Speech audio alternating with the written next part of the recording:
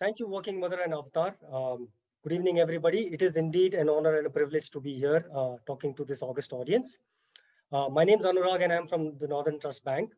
I'm here to talk about our diversity, equity, and inclusion story with particular focus on our veteran integration and induction. Um, Military Appreciation Assistant Resource Council, as we call it, is our ERG that works on veteran integration. Quick disclaimer on confidentiality. At Northern, we're very passionate about DE&I, and what we do is we've got BRCs or Business Resource Councils, as we call them, which work on different agendas. Business Resource Councils aid Northern Trust in fostering a culture of inclusion by supporting DE&I strategy of the organization, providing personal and professional growth opportunities to partners, and advocating for innovative talent recruitment, retention, and development. As you can see on that slide, we've got 11 BRCs at Northern Trust. The APRC, or the Advancing Professional Resource Council, the Asian Leadership Business Resource Council, Latin Heritage Leadership Council, the Black Business Resource Council, the DBRC, or the Disability Business Resource Council, Life Business Resource Council, Women in Leadership, Anti-Pride, Working Families, Experienced Professional Business Resource Council, and of course, last but not the least, Military Appreciation and Assistance Resource Council, which is what we're going to talk about today. At MARC, our stated mission is to engage and benefit military service members, both active duty and veterans, along with their families within Northern Trust and our surrounding communities by providing assistance and resources in networking, professional development, education, and community involvement while serving as a business resource. Now, every organization will have their own strategies, will have their own path that they will carve out.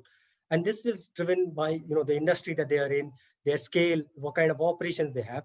So a couple of years back, when we sat down to look at our veteran integration and induction philosophy, we agreed that we wanted to focus on the non-officer cadre. Now, as you're aware, the armed forces have an officer cadre and they have a non-officer cadre. So we agreed to focus on the non-officer cadre hiring and integration because we felt that's where we could make a difference, and we felt that's where people needed a little bit of help as well. So in the next slide, in the next 10 odd minutes, I'm going to tell you about what we've been doing, our story of the last couple of years on veteran hiring and integration. Now, at Northern Trust, every BRC works on three pillars, which is culture, people, and marketplace. On culture, we want to educate our partners and our leadership on advantages of hiring a veteran, and we want to create an environment where veterans feel welcome and feel valued and are able to contribute to the best of their abilities. Now, how have we gone about it? We conduct a number of NT-wide sessions. The first amongst them is Confluence, which is primarily a session that we do with our non-officer partners. What we do is it's like a fireside chat where we get our non-officer veteran partner to come in and talk to an all partner in a town hall and talk to us about their experience of coming to Northern, their onboarding, what went well, what they value in their jobs. And then we also get the veteran partners manager to come and talk about the value that the veteran is bringing to the team and to the function as a whole. And thirdly, what we do is we get the individual's team to poll on the qualities that they observe on veterans, on the identified veteran partner. And that helps build that awareness and helps us drive that culture where people are able to say, look, if it's working in team A and process B, why can't it work in mine, right? The next thing that we do is something called Know Your Soldier. Now, these are sessions which are again NT-wide, which are conducted by our veteran partners again.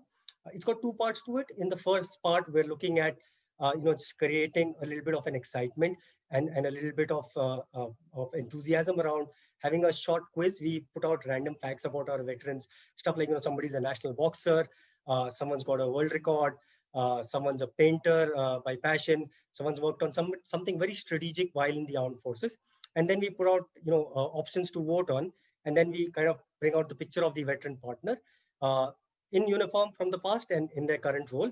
So it just sets perspective in terms of the veterans that we see around us are not only what we see them doing at Northern Trust, but they've got more to that.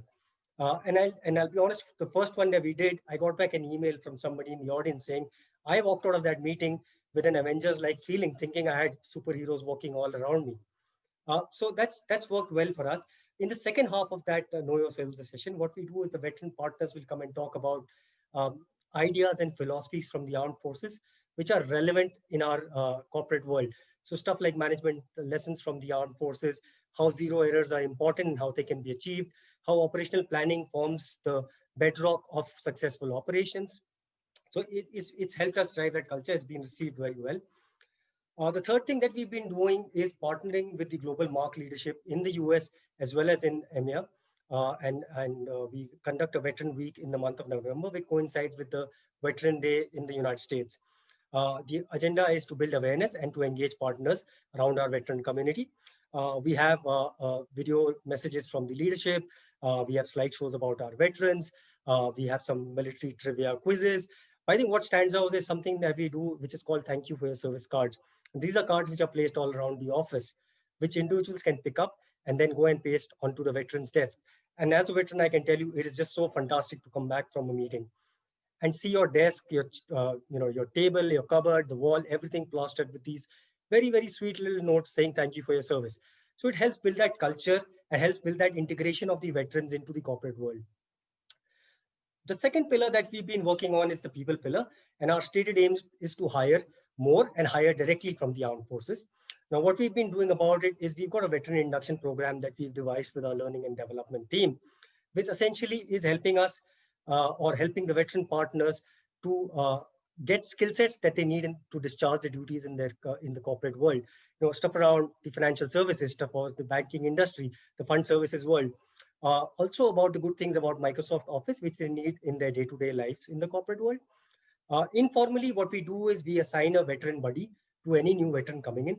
So that veteran buddy can then serve as a sounding board for the new veteran partner, help him navigate. And I'm sorry, I'm saying him because most of our veterans are from the non-officer community. And as such, we don't have women in the non-officer cadre as yet. So helping the veteran navigate the organization, and then also, helping and guiding them where they need support. So that's what we've been doing. And then we also make an endeavor that, somebody from the core committee of MARC will reach out and keep checking and, just do a sense check with the veteran on how they are faring. Second thing that we do is session with or an open house with Vasant Ratna Foundation for Arts. It is an NGO that we support, and I'll talk about Vasant Ratna in the third pillar. But Vasant Ratna essentially works with Veer Naris who are war widows. So we get their office bearers to come into our office and talk to our people. And it helps build that connect, and helps build appreciation of what it is, for a veteran or for a war widow. And how we are contributing to making a little bit of difference in their lives. The third thing, like I said, is to increase the veteran count at NT India. And we also are exploring if we could hire some more widows as well, just try and make a little bit of an impact there. The DE&I week at Northern Trust in India is something that we were really proud of. It's a week-long activity where every BRC participates. We put up our stalls. What we have been doing at MARC is, have a little bit of introduction of what MARC's been doing, what have been our achievements, what are we looking forward to do. And then we bring in a little bit of a fun element. So because it's the military, you've got to do push-ups, or you've got to do squats or hold a plank for a minute to earn a MARC badge, which you can then wear on your lanyard or on the pulley. On to the third pillar, which is marketplace, and which is important as well. Like I said, VRFA is an organization that we partner with. The Vasant Ratna Foundation for Arts is run by Mrs. Vasant, who herself is a war widow. Colonel Vasant was martyred in the Kashmir Valley and incidentally is an Ashok Chakra awardee. So what Mrs. Vasant did was she set up this organization which supports war widows or Veer Naris, of course with counseling, because it's a big loss, but also with helping them with all the documentation that is required, because it is a lot of documentation were a soldier to be martyred in the line of duty. And then helping them with the financial management, because suddenly you get a lot of grants coming in, get a lot of money coming in, and a lot of these women are in the villages and not been exposed to that kind of money. So Vasant Ratna actually partners and creates this beautiful story with helping other Veer Naris. And we as Northern are very proud to be the only corporate partner that currently work with them. And we partner with them on two of their flagship programs, the Women Empowerment Program and the Gift a Birthday Scheme. The other thing that we've been doing on the marketplace is the Armed Forces Medical College Marathon in Pune. We fund the race fees for our runners, right from 5 kilometers to the full marathon. With the twin agenda, one, creating a little bit of a brand identity outside of the office, and two, driving a healthy lifestyle with our partners. The last year or so, what we've been doing is we've been looking at direct recruitment from the armed forces via job fairs conducted by the Directorate General of Resettlement under the Ministry of Defense, as well as working with regimental centers located in Pune and Bangalore. Um, we've had good success there, and we were, if I were to share with you, we were the only international bank at the job fair that we went to in Pune last year. And it was received well. We got a lot of interest. We did an encore in Bangalore in February this year. And the results have been good for us. So we basically get people there. We assess their fitment into the organization and their ability to discharge the role that we're looking at. And then once we're back in the office, we kind of speak over the phone and then get them in for an interview. We've had good success with that as well. Referrals, now nothing unique, but I put that there because referrals is a manifestation of the first pillar working, culture. So we get a lot of emails, a lot of resumes from our partners saying, I have an uncle or I have a neighbor who's retiring or someone who's a veteran. Could we find something for the individual in Northern Trust? So that's, again, it's a good story because it's worked out well. And of course, we want to participate and lead in NASCOM and industry events like this one and share thoughts, learn best practices, and be able to advance the veteran inclusion agenda even further. Our flagship event is, of course, the support to VRFA and our veteran hiring program. Right. But before I go, I'm going to give you some very quick stats. Of 74% of our veterans in Northern Trust in India are from the non-officer cadre. So that's a good story, and we've consciously been trying to work on it. The other interesting bit is 60% of our veteran hires work in core operations, fund accounting, hedge fund services, transfer agency, reconciliations. And that's, again, a good story because we've been able to break that strict jacketing of a veteran. Say a veteran can do HR, admin, security, transport, but can't do operations. So 60% of our veterans actually work in core operations. The other thing that we are really proud of is in 2019 and in 2020, all our veteran hires are from the non-officer cadre, and all of them are in operations. The icing on that is that we've just hired and actually inducted our first combat disabled veteran. And we want to do more of that. Been a little hamstrung because of the pandemic on that, but we definitely want to do more of that. So I think we've just probably skimmed the surface. There's a lot more to do, but this is our story, and we really wanted to share it with you. Thank you once again, Working Mother and Avtar, for this opportunity to come here and talk about our story. Thank you. Thank you, Avtar, for this phenomenal opportunity to share a best practice from Infosys. Even before I start, I'd like to convey my sincere appreciation of the Avtar Awards that come every year and continuously raise the bar on D&I efforts across the country. My topic today is macro ecosystems for micro inclusion. Celebrating diversity and fostering inclusion is a strategic goal for most discerning organizations the world over. Well, led by bold ambitions baked into the corporate strategy and backed by leadership commitment and metrics, you will appreciate that they have become integral to the way businesses lead the change. Well, of course, all of this provides the much needed ecosystem and structural supports, creative ways to harness the social capital already present in organizations to power the D&I strategies are fast becoming key. In this context, employee resource groups, as the name suggests, are employee-led, self-directed volunteer groups that present an amazing opportunity to organizations to build and sustain their inclusion efforts. Well, apart from sharing opportunities to network, fostering mentoring and career opportunities, ERGs inform and nurture microcultures in the workplace that employees actually experience every day.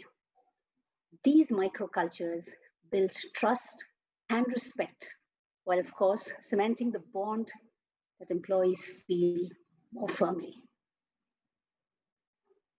Building effective and empowered ERGs includes setting the stage at the macro level for such participation, and importantly, making it part of the culture of the organization. Well, at Infosys, ERGs celebrate the spirit of environments that nurture new thought and perspectives through expression and participation. I Win, one of our oldest ERGs, the Infosys Women's Inclusivity Network. Well, it lent support to the framing and implementation of the recommendations of a far-reaching legislation in India, namely the Maternity Amendment Act, bringing maternity and childcare concerns to boardrooms of corporations. Well, powered by the energy of the ERG, we also set up physical infrastructure in all our campuses across the country, and we call them MomsNet. MomsNet is equipped with workstations, lactation rooms, and interaction spaces, simulating a comfortable office environment and allowing women a safe space to integrate back to work. In many ways, this visible investment helped mainstream maternity and equitable workplace discussions into the culture and practices of the organization. Well, minority groups, they tend to collaborate and network with their own community. I'm sure you've seen it in your own organizations. While this is not necessarily a bad thing, it could lead to isolation, and that's what we want to really guard against. ERGs, by definition, they comprise members of a community and their allies. Allyship is critical to helping ERGs expand their network and influence while celebrating collaborations across diverse audiences. Infi-ability, our ERG for employees with disabilities and their allies, has taken this to a completely new level.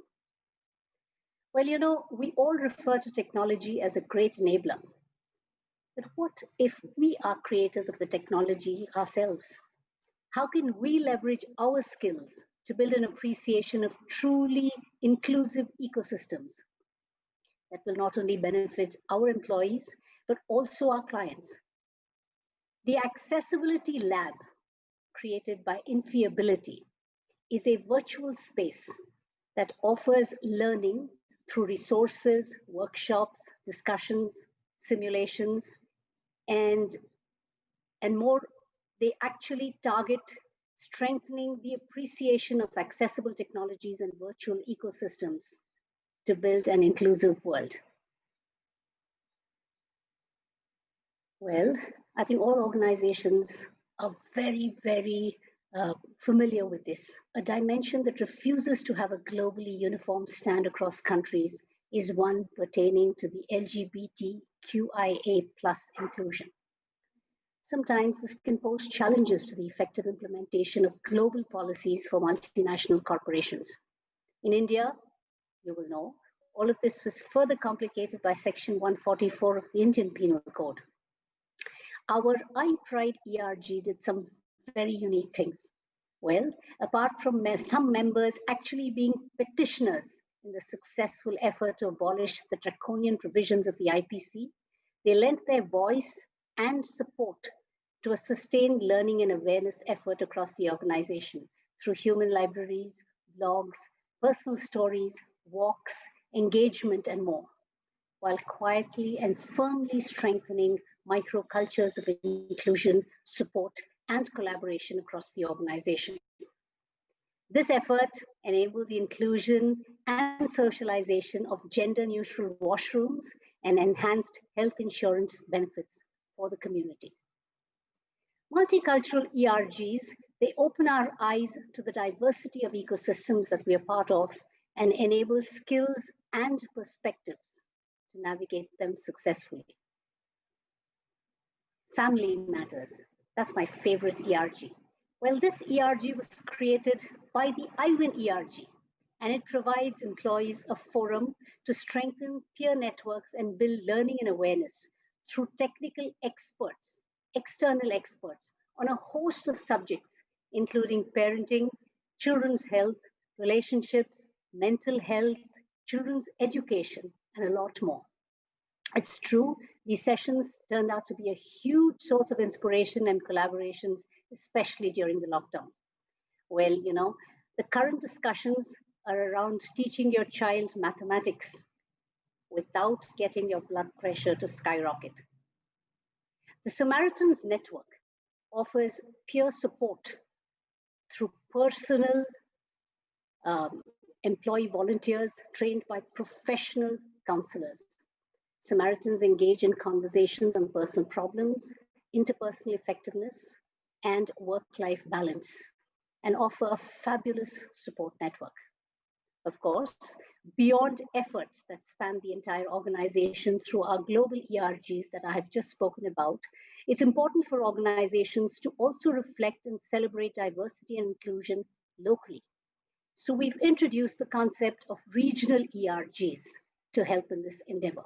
For example, in the United States, we have 3 new ERGs, YEN, Young Employees Network, for the young and the young at heart. I believe emphasis Black employees leading excellence, vision, and equity. Infi Vets, military veterans and allies, to name a few. Leveraging ERGs to lend power to the inclusion and equity efforts by organizations is gaining a lot of ground in the corporate world. Well, here's a word of advice. ERGs are not an HR team initiative. Don't structure them too much, else you will stifle them.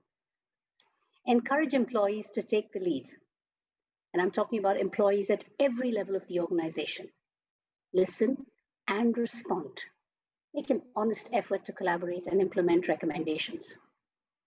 ERGs nurture the microcultures in teams and groups that employees experience every day.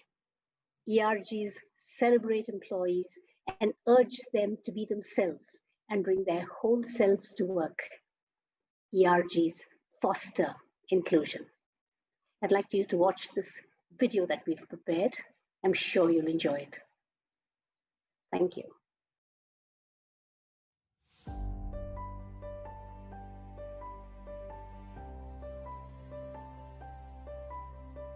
What does it mean to be yourself?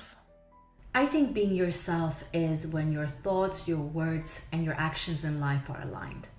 You know, as I watch my 2 young daughters growing up, I have fleeting glimpses of my own childhood, a time when I could do what my nature urged me to do, uninhibited, carefree, to be able to express myself the way I was thinking. What would you do? You want to stitch a cover for a pillow. You define a shape for it, you stitch it out of a fabric, and you try to stuff the pillow inside. That cover, that box, that enclosure is my identity. If you cannot be yourself, you are being denied a very fundamental right in the society. Not being yourself is just trying to fit yourself in a different cover. I don't look good in this outfit. Oh my God, I wish I looked different. Oh, I'm sounding so stupid during this presentation. If you think about it, you wouldn't speak to a loved one that way, but you're supposed to love yourself enough to respect yourself the same way you respect your loved ones. Being comfortable to be who you are, regardless of your gender, your sexual orientation, the country that you're from, or your physical or mental abilities is really important.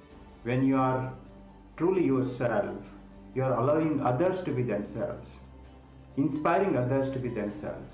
Because I know that when I bring all of me to work, that the environment that I'm working in will be more harmonious, it'll be less stressed, we'll have more fun, and we can more deeply empathize with the clients and the colleagues that we work with. A truly inclusive workplace is the one that allows you to be who you are, that respects who you are, and that celebrates who you are. If each one of us brings the diversity and the authenticity of ourselves and our thinking to the table, the world will be a better place for for everyone. When you are comfortable with who you are and being yourself, your willingness to extend the same courtesy to someone else is far higher. Being authentic allows you to be respectful, tolerant, and appreciative of others, paving the way for great partnerships, relationships, and collaboration.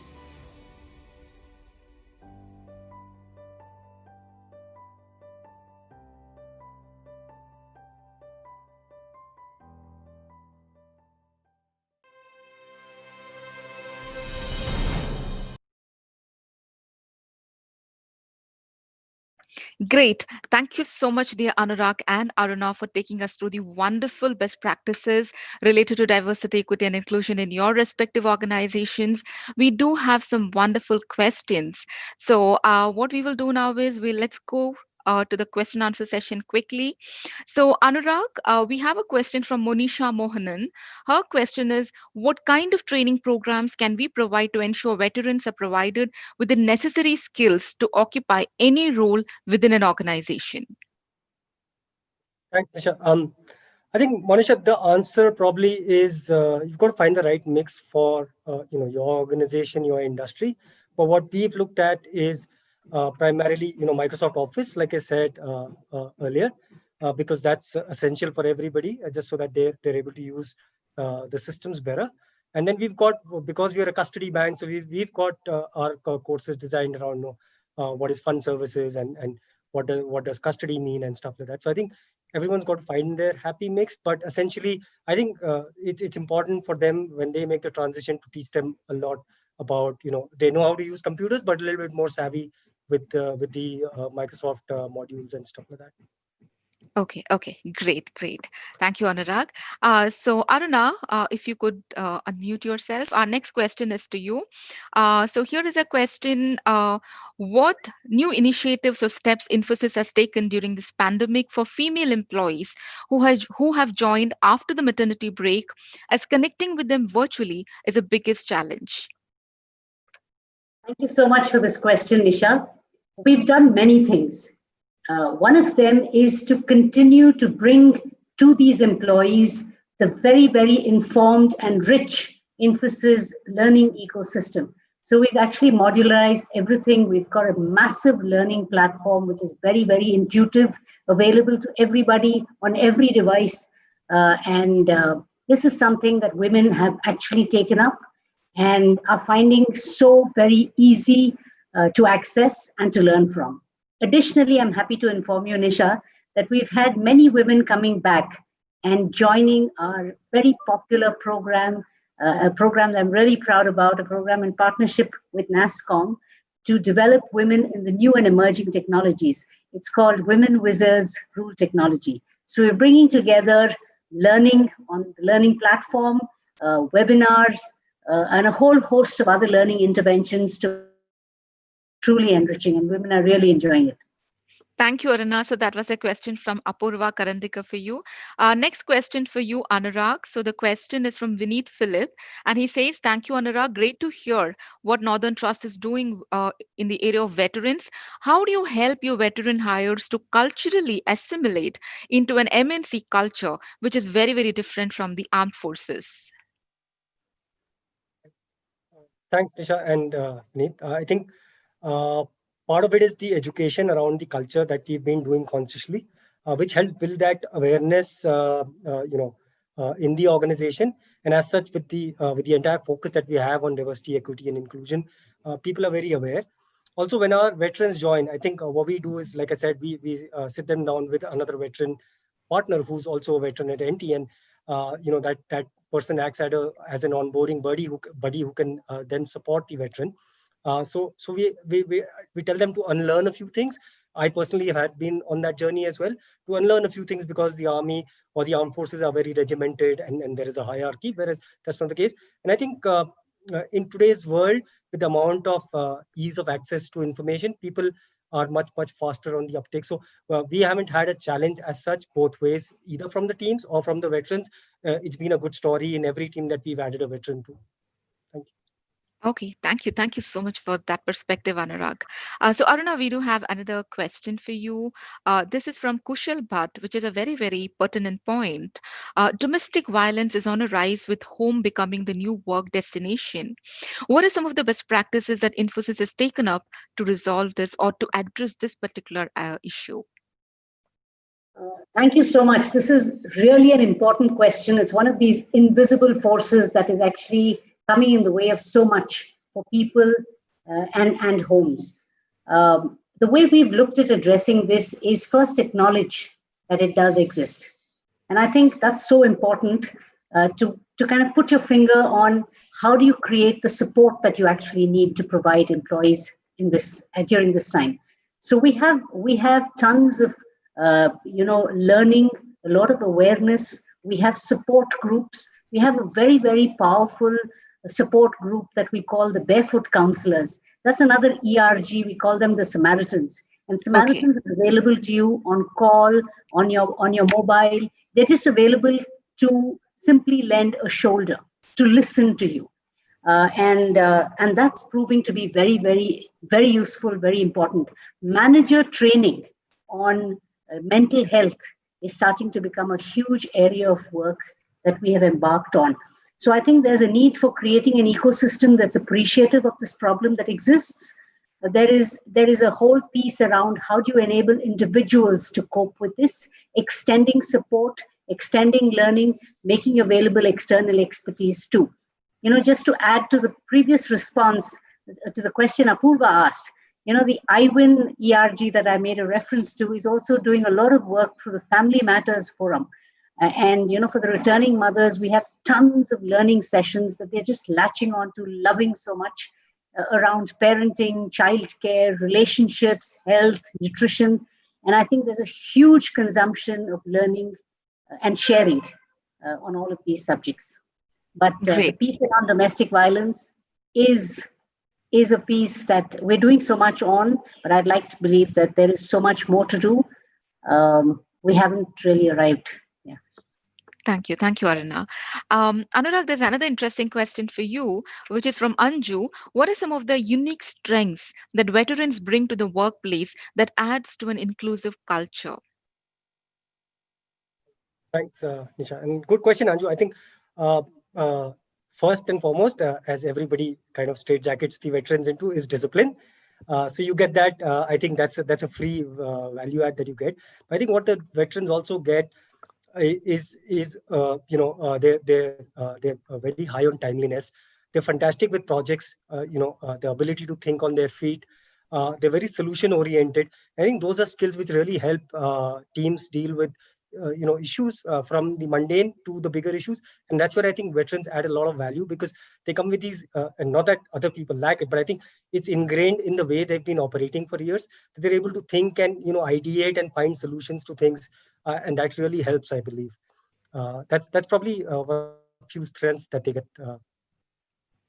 Okay, great. Very interesting, actually. So, Aruna, another question we have, which is again on ERGs. This is from Jitesh Ramchandani. The question is, how do we ensure ERGs are actively driven by the employees for the employees? That's a great question, Jitesh. And that is a tricky one. Oftentimes, when ERGs don't proceed as quickly as you would like them to, there is a tendency to interfere with the construction of the ERG, the structuring of the ERG, and the actual work that they do. I think ERGs are very much a reflection of the culture of organizations. We started this entire workshop with this huge and beautiful panel discussion led by Dr. Soundarya on cultures.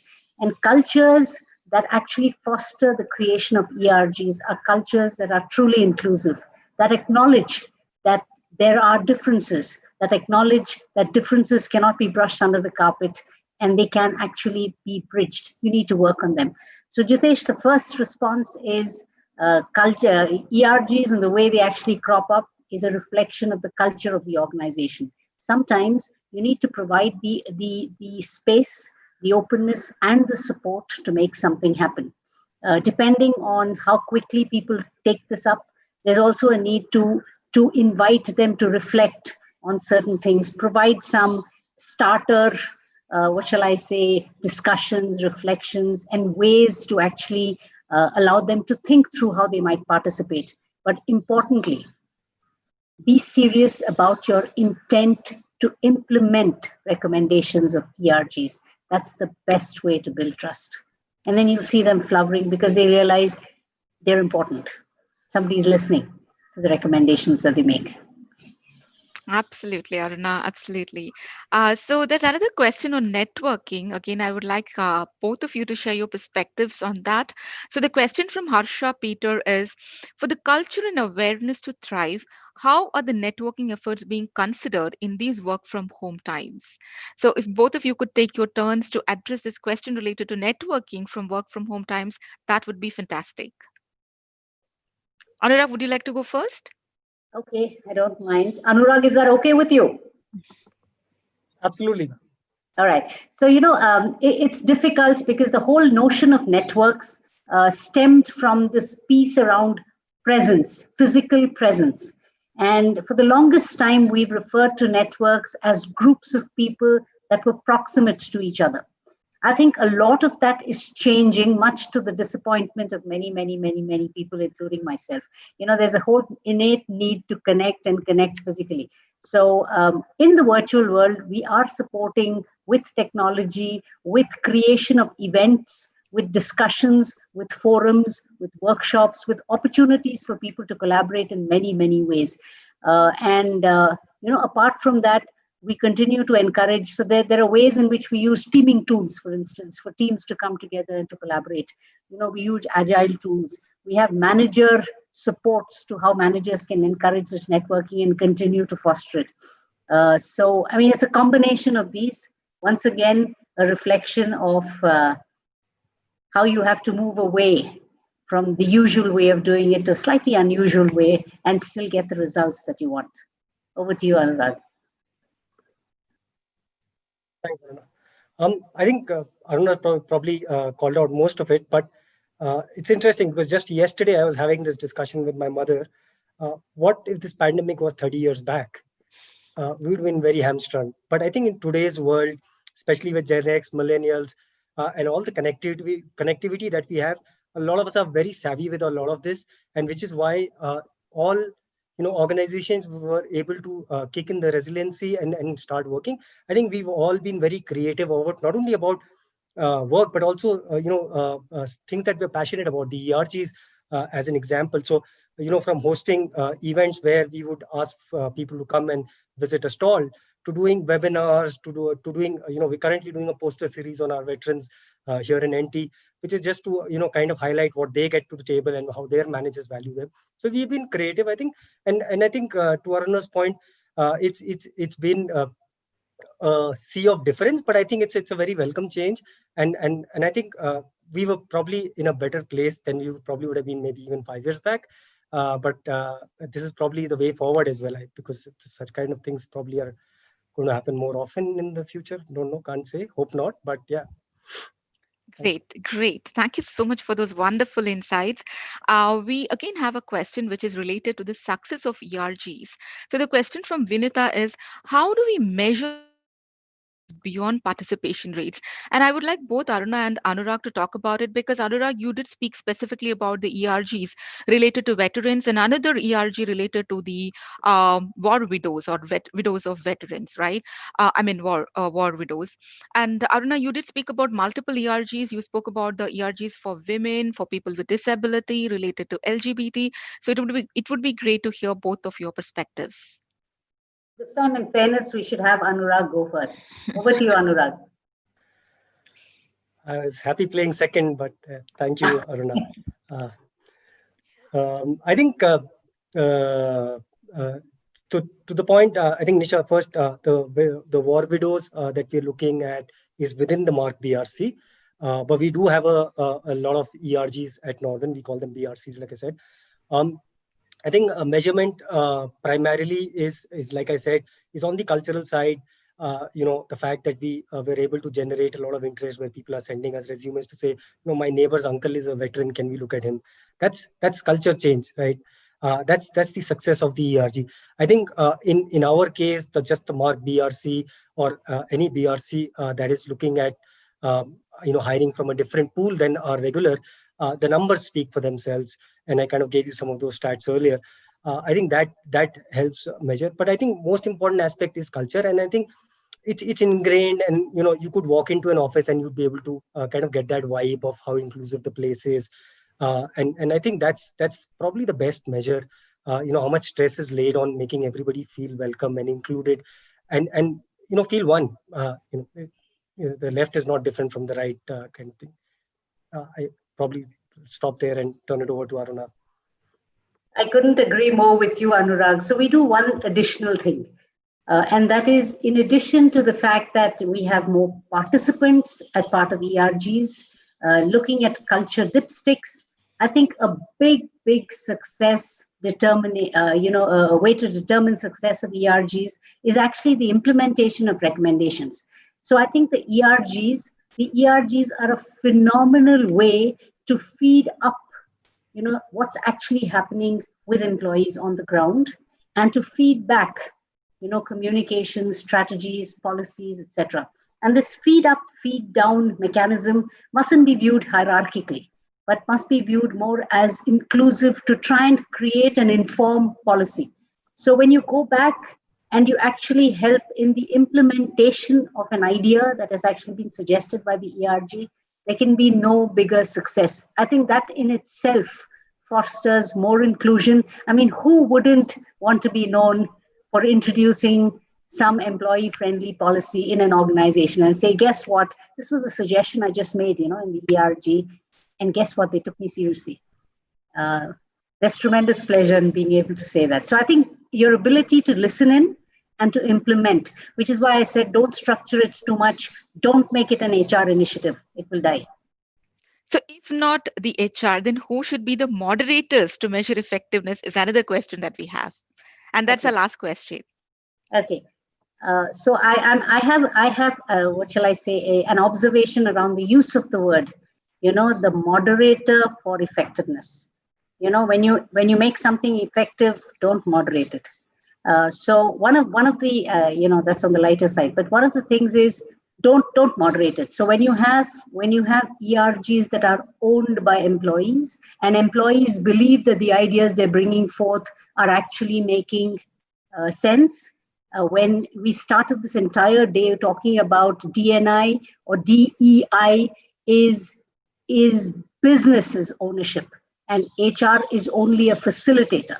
So the ability of ERGs and ERG members to speak with business directly, the involvement of business in some of these decisions is what makes it effective, what makes it successful. Don't moderate it. Please don't moderate it. Because the minute you do that, you will tend to create structures, boundaries, and limits. And people are going to say, hey, you know what? This is another initiative. Don't make the ERG an initiative. Great perspective, Aruna. I think that was fantastic. Really, really some new, interesting insights for all of us. That was a session that was filled with so much of learning. So thank you so much once again, dear Anurag and Aruna. It was an absolute pleasure. We have one final question, which is for Aruna. Could you highlight a few strategic changes that Infosys has brought in to build a strong women leadership pipeline? And that would be the absolute last question. Yeah, on the lighter side, the definition of women leadership is across organizations. But I think continuously improving the participation of women in both the executive and the board leadership is our endeavor. So one of the first things organizations tend to do is the minute you say, let's look at women in leadership, Nisha, the first thing we say is, oh my God, let's run a couple of developmental interventions. Let's get a mentoring program together. Almost as if women, in order to grow, need an investment in training. And the women are looking at us saying, hey, you know what? I'm ready. Can you just give me the opportunity? So I think what has worked, and we're trying to strengthen that, is the whole culture of sponsorship. And the sponsorship culture goes beyond, just looking at, let me train you. but sponsorship actually has a destination to the developmental interventions that you're placing. It's very deliberate, it's very focused, it has timelines around it, and somebody is actually watching your progress. And I think that gives huge confidence. I'm not saying it's easy to do, it creates a pressure of its own, but I think it just makes the effort a lot more meaningful and serious, as opposed to doing something because, well, it's the in thing to do. Thank you. Thank you so much, Aruna. Thank you so much, Anurag, for taking time out and attending this wonderful session. So, dear delegates, with that, we come to the end of this breakout session.